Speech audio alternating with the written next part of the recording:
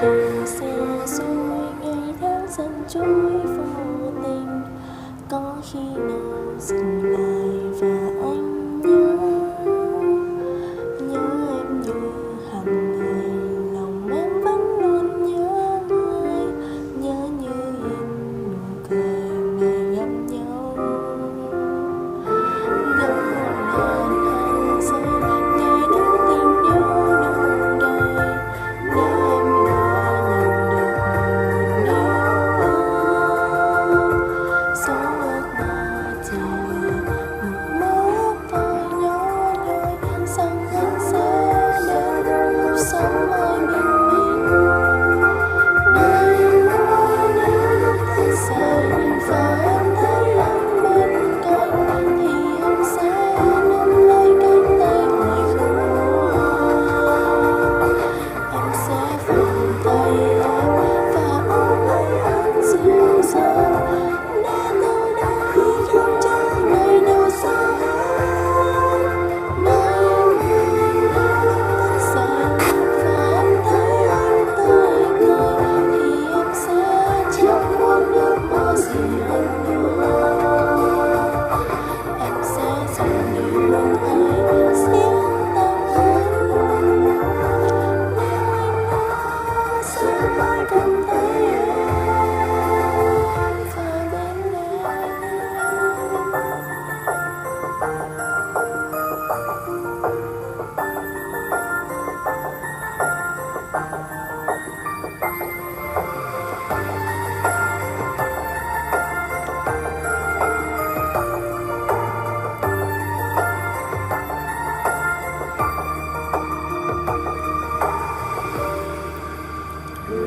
gấm muôn ngàn hàng giây để đến tình yêu đông đầy, nếu em đã nhận được điều ước, số ước mà chỉ là một mơ ước thôi nhỏ nhoi, rằng anh sẽ đến lúc sống mãi bên mình.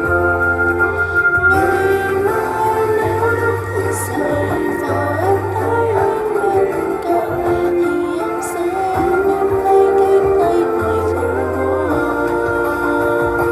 Em sẽ vòng tay em và ôm lấy anh dịu dàng, để từ đây không chờ ngày nào xa hơn. Ngày mai nếu lúc thức dậy và em thấy anh tươi cười, thì em sẽ chẳng muốn ước mơ gì hơn nữa. Em sẽ dành điều ấy riêng tặng anh, nếu anh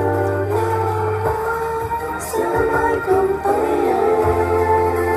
Ngày mai nếu lúc thức dậy và em thấy anh bên cạnh, thì em sẽ nắm lấy cánh tay hoài không buông.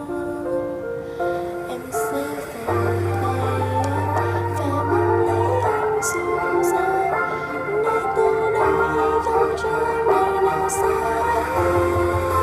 Ngày mai nếu lúc thức dậy và em thấy anh tươi cười, thì em sẽ chẳng muốn ước mơ gì hơn nữa. Em sẽ dành điều ấy riêng tặng anh, nếu anh đã sẽ mãi cầm tay em và bên em.